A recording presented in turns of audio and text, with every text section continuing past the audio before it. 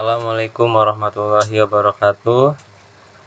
Ketemu lagi dengan Mister dari Senin pelajaran TK.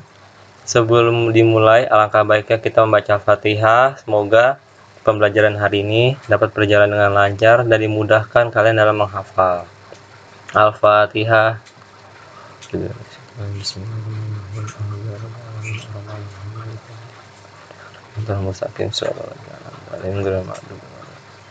Amin amin ya rabbal alamin. Oke. Nah, sebelumnya kalian sudah mengaji ya. Sekarang kita lanjut juga ke pelajaran kemarin. Kita membahas tentang kecerdasan manusia dan juga komputer. Nah, misal membahas ulang. Nah, kalian buka catatannya ya. Nah, kecerdasan buatan. Menurut Britannica, sebuah cabang dari ilmu komputer yang dapat mempresentasikan pengetahuan lebih banyak menggunakan bentuk simbol-simbol daripada bilangan dan memproses informasi berdasarkan metode heuristik atau berdasarkan jumlah aturan. Jadi kecerdasan buatan itu adalah sebuah ilmu komputer. Ya, ilmu komputer yang membuat di mana mesin dapat berpikir seperti manusia. Jadi mereka memiliki pikiran, mereka memiliki keinginan, sehingga mesin itu dapat bersaing dengan manusia. Nah, coba kalian catat tadi yang Mister omongin. Ya. Jadi kenapa disebut dengan kecerdasan buatan? Jadi sebuah ilmu komputer yang dibuat oleh manusia.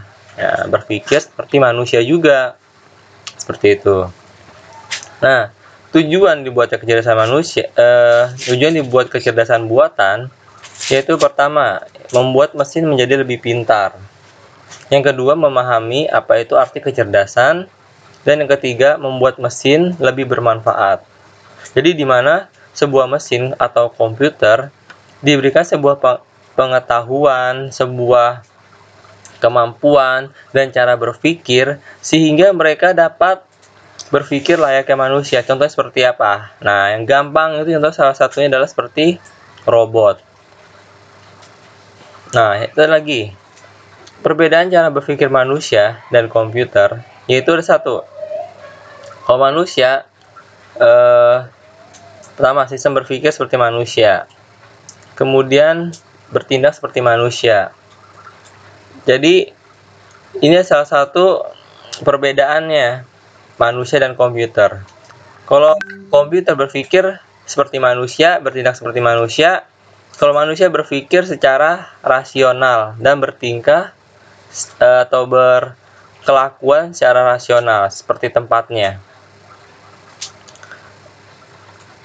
Kemudian lanjut. Cara berpikir seperti manusia. Bagaimana cara berpikir seperti manusia? Itu diperlukan suatu cara untuk mengetahui bagaimana manusia berpikir. Bagaimana manusia mengambil suatu keputusan. Ketika kita dihadapi suatu masalah, misal ketika misalkan lagi pergi jalan-jalan, kemudian kalian ingin menuju ke sekolahan, ada belok kanan dan ada belok kiri, dan kemudian kalian berpikir untuk belok kanan. Nah, di situ nanti komputer akan mengikuti cara berpikir kalian. Bagaimana caranya untuk sampai ke sekolah? Mereka mengikuti tuh pengetahuan atau pengalaman kalian dan bagaimana kalian dapat mengambil keputusan tersebut. Kemudian yang kedua, diperlukan pemahaman tentang bagaimana pikiran manusia bekerja. Nah, tadi itu. Jadi kita siap pemilihan, siap atau manusia melakukan sebuah keputusan, di situ komputer akan mencatat dan menjadi sebuah acuan dia dalam berpikir. Nah, oke, berikutnya. Jadi kelebihannya kecerdasan buatan itu ada banyak. Satu, lebih bersifat permanen. Dua, lebih mudah diduplikasi, disebarkan. Kemudian juga lebih murah. Kemudian yang keempat, bersifat konsisten dan lebih teliti karena kecerdasan buatan adalah teknologi komputer. Nah, itu adalah salah satu kelebihan dari kecerdasan buatan. Nah, contoh-contoh kecerdasan buatan dalam sehari-hari. Ada pembuatan produk makanan, minuman, ya. Jadi itu mesin. Jadi kamu pernah lihat pabrik pabrik gede. Nah, itu kadang-kadang ada packing atau pembuatannya itu pakai mesin.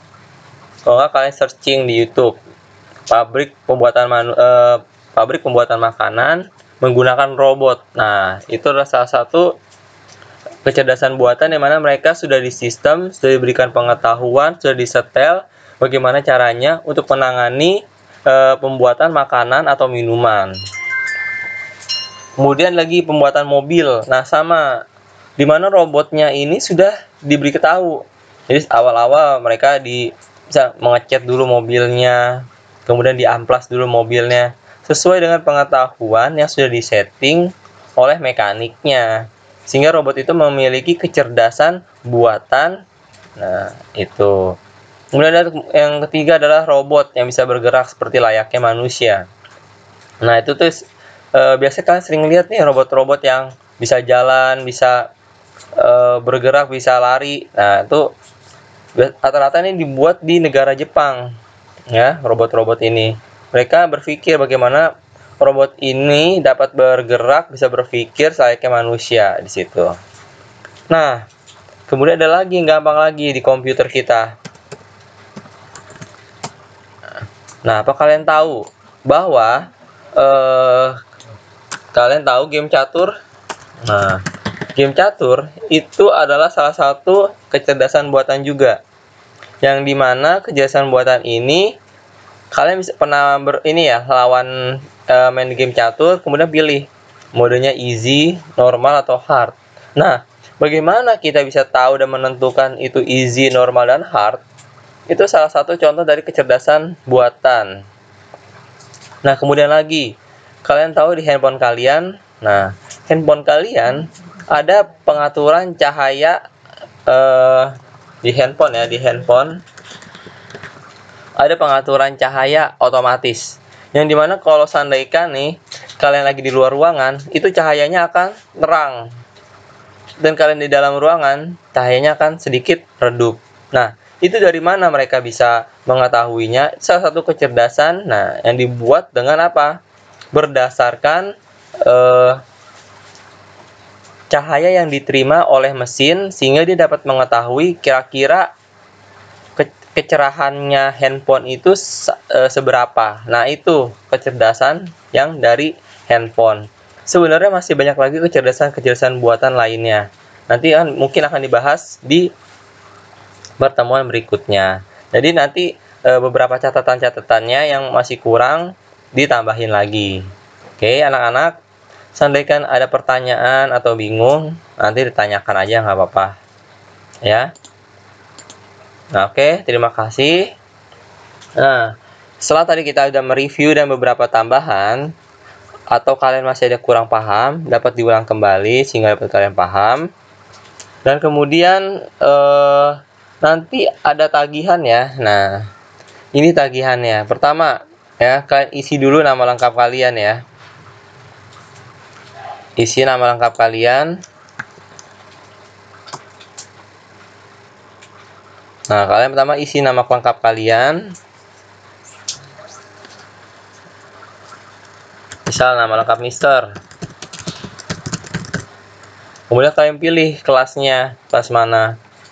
Dan isi tanggal ya, tanggal hari ini. Sekarang tanggal 20 ya. Kemudian berikutnya. Kemudian kalian jawab ya. Total ada 5 soal.